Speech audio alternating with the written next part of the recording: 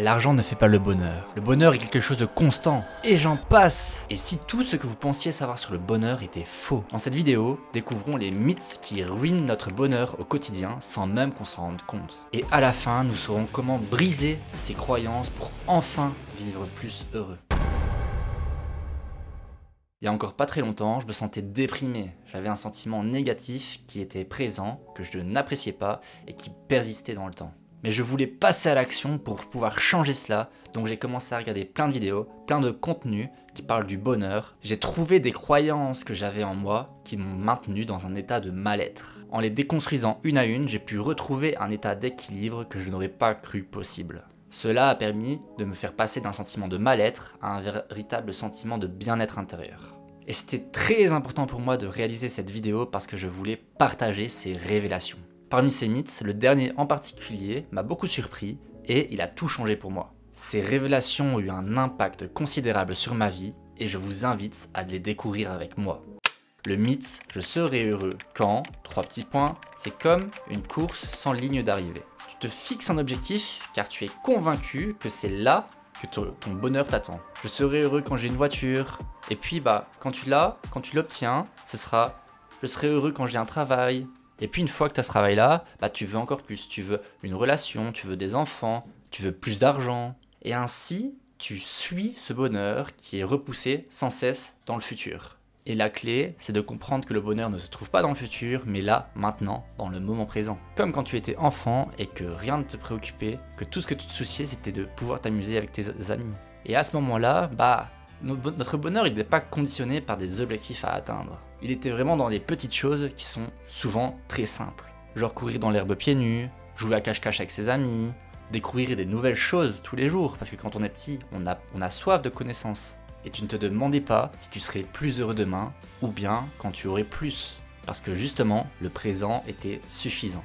Et justement, en grandissant, on perd souvent cette capacité à profiter de l'instant T. Parce qu'on est captivé par des projets à long terme, par des relations, par des comparaisons, on n'arrête pas de se comparer. Et pourtant, cette joie enfantine, elle est toujours présente en nous. Et je pense que de là, on pourrait dire qu'on trouve le bonheur en s'autorisant à être et à ressentir l'instant présent sans attente en retour.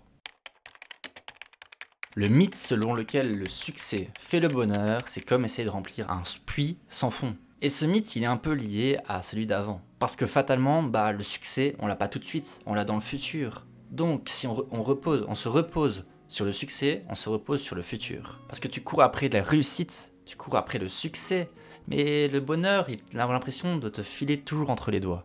Et plus tu travailles, plus tu te dis qu'un jour, tu pourras te détendre. Mais en réalité, le stress, il est présent en permanence. Il devient ton compagnon de route. Et au final, tu es autant productif que stressé. Bien sûr, je ne dis pas que la productivité ce n'est pas important, mais si le stress prend toute la place, à quoi bon? C'est toi qui choisis la vitesse à laquelle tu peux travailler. C'est toi qui choisis où tu travailles. C'est toi qui choisis comment tu travailles. Est-ce que ça vaut vraiment le coup d'être épuisé tout le temps sans jamais vraiment profiter du moment présent? On connaît tous quelqu'un qui étudiait beaucoup. Cette personne-là, elle étudiait des heures et des heures chez elle, dans son coin, toute seule. Et cette personne, elle se mettait la pression. Elle se disait à chaque fois qu'elle allait rater. Du coup, elle travaillait plus, toujours plus et encore plus. Et elle savait qu'elle était stressée. Elle savait que si elle voulait, elle pouvait sortir plus de chez elle pour se détendre. Mais rien n'y fait. Elle voulait absolument travailler parce que le doute était en permanence chez elle. Elle avait peur de rater. Et finalement, elle reçoit son bulletin, mais sans surprise. Parce qu'elle a tout réussi. Et même plus que ça, elle a eu des très bonnes notes partout. Mais une fois le bulletin dans les mains, elle ressent un vide. Elle a réussi, mais au prix de quoi? Elle regarde autour d'elle et elle comprend une chose. Elle a sacrifié tout ce temps alors qu'elle aurait pu se détendre avec des amis. Elle aurait pu respirer, tout simplement prendre l'air, prendre du temps pour elle. Mais elle l'a pas fait. Et le pire dans tout ça, c'est que malgré ses bonnes notes, malgré son bulletin en main, le stress, il n'a pas bougé, il est toujours présent.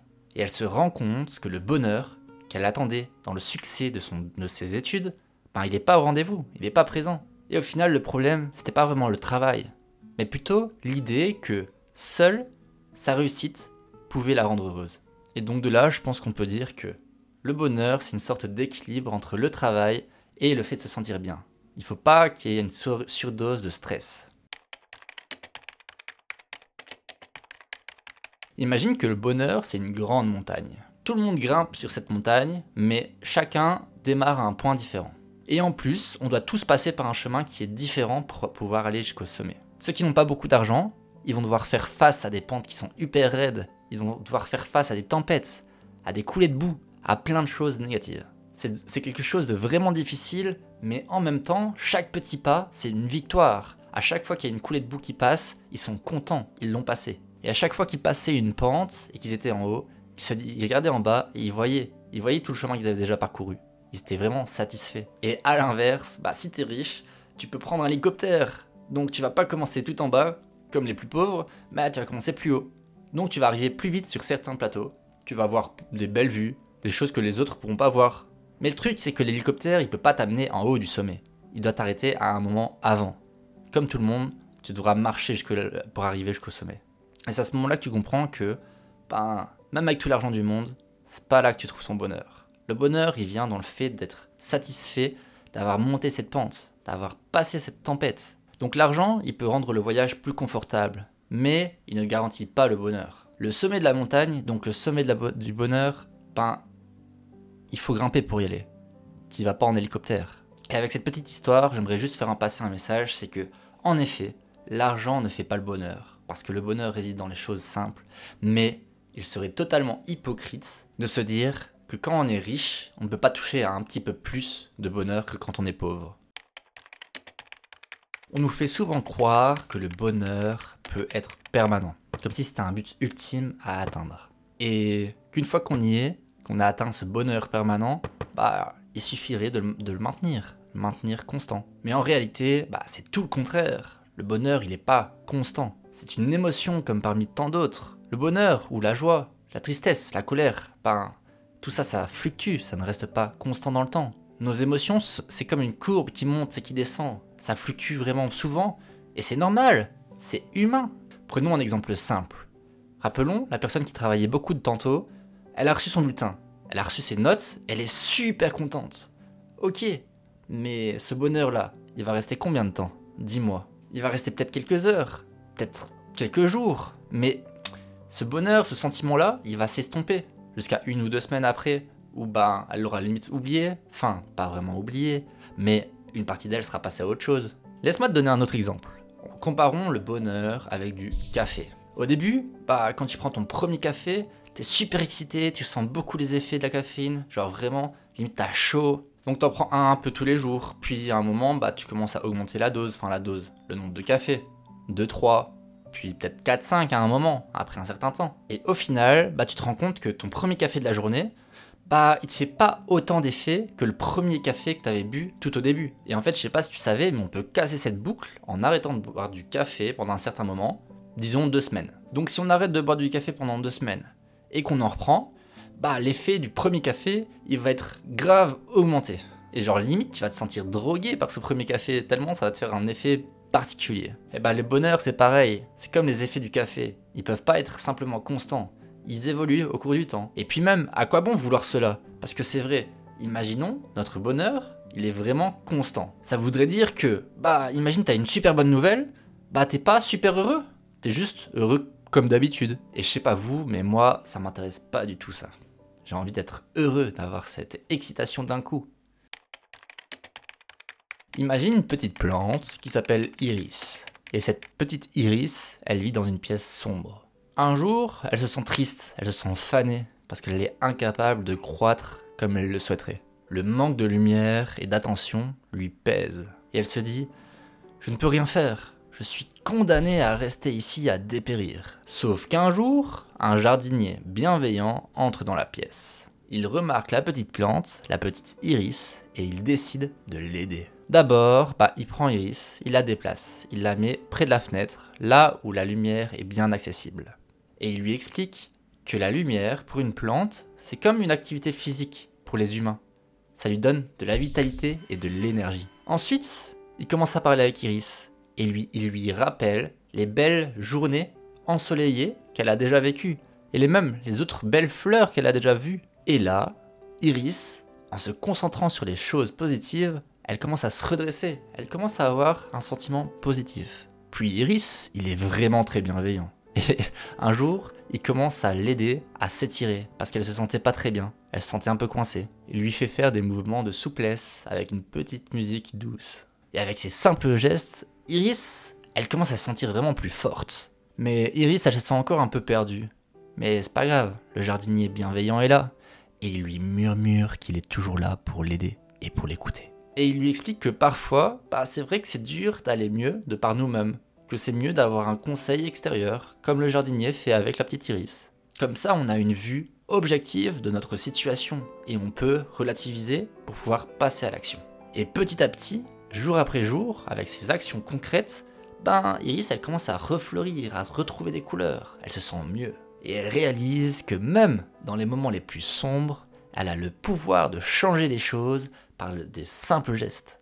Et ce que je veux vous dire avec cette petite histoire, c'est que oui, on peut réussir à aller mieux avec des actions concrètes. Si on décide par nous-mêmes d'être heureux, qu'on met en place ces actions, ce sera plus qu'une question de temps avant qu'on soit de retour bien.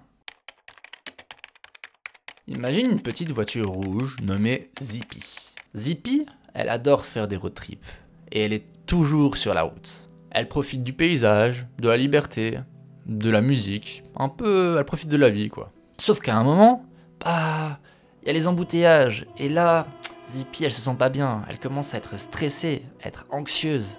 Ça va pas. Mais au lieu de se laisser submerger par le stress, Zippy, elle se rappelle un bon conseil d'un vieil ami. Quand tu es coincé dans les bouchons, fais de la musique ta meilleure amie. Et là, elle prend son téléphone, elle le branche à sa voiture et elle met sa musique préférée aussi fort qu'elle le peut. Elle chante, elle danse, franchement, elle s'éclate. Et puis elle regarde autour d'elle et elle voit les autres voitures. Il y en a qui ont des visages vraiment très tendus, ils ont l'air vraiment très anxieux. Puis il y en a d'autres qui sont des familles et qui rigolent ensemble, qui parlent. Et là, Zippy, elle se dit qu'elle a aucun contrôle sur le trafic, mais elle a le contrôle sur sa façon dont elle réagit. Et là, elle se calme un peu, elle se repose de sa musique, puis elle commence à regarder. Elle regarde les passants qui passent, les piétons, puis elle regarde les enfants qui jouent. Elle regarde même un beau coucher de soleil qu'elle voit apparaître. Et elle comprend que chaque petit moment devient une occasion de bonheur si on a le bon état d'esprit. Peu importe les embouteillages, Zippy, elle est en sécurité.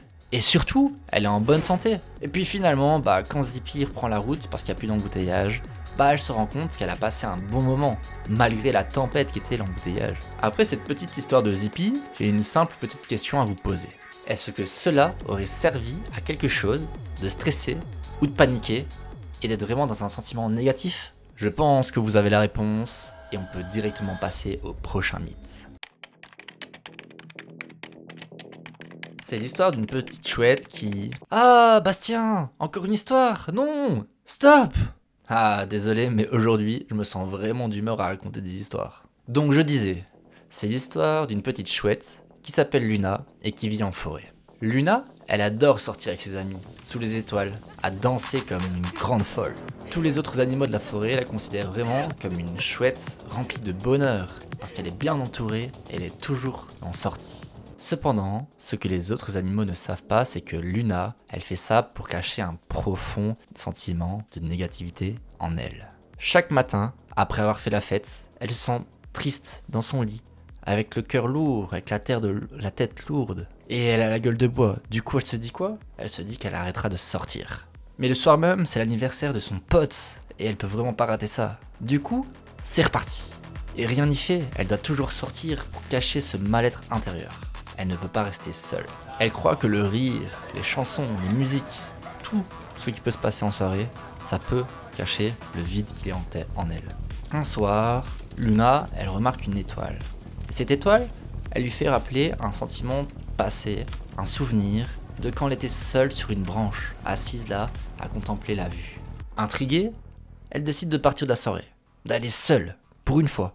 Et elle va dans son coin. Et là, dans le silence, elle comprend vraiment, elle réalise vraiment que les sorties ne sont là que pour masquer le manque qu'elle avait. Elle cachait ses émotions par l'alcool, par les soirées, par les garçons, par toutes ces choses-là. Et c'est à ce moment-là que Luna, elle a compris qu'elle ne prenait pas assez de temps pour elle. Elle a compris qu'elle pouvait passer du temps avec ses amis, comme elle le faisait déjà, mais qu'il fallait qu'elle trouve du temps pour elle aussi. Et ce soir-là, ça y est, elle a décidé, elle va prendre du temps pour elle. Elle va trouver un équilibre. Ce que je veux retenir de cette petite histoire, c'est que sortir en soirée, c'est drôle, c'est divertissant, c'est amusant. Mais sortir pour combler un manque, ça, c'est tout autre chose.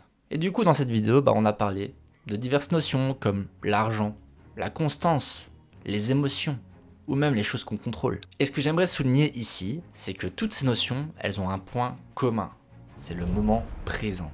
Et donc, si je pouvais nous donner un conseil, ce serait de prendre en compte nos émotions du moment présent et d'agir en fonction d'elles pour que tout se passe au mieux. Et c'est à ce moment présent, là tout de suite, que je serais beaucoup plus heureux si je voyais un petit +1 au nombre d'abonnés. Donc, dès aujourd'hui, essayons de nous reconnecter à nos émotions pour vivre l'instant présent. Le bonheur n'est pas une destination future, c'est là maintenant, tout de suite. C'était Bastien, je vous dis ciao, et c'est ciao!